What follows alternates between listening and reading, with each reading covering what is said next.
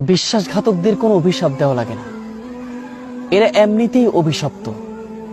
এরা কখনোই সুখে জীবন যাপন করতে পারে না।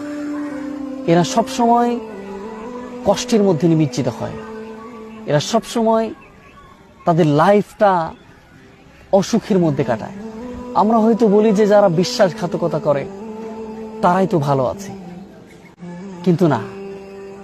তুমি হয়তো তাকে দেখছো যে সে তো ভালো আছে, কিন্তু কখনো তার রাতের ঘুমটা দেখো নাই। কখনো তুমি তার ভিতরের বুকের আর্তনাদটা তুমি কখনো দেখো নাই।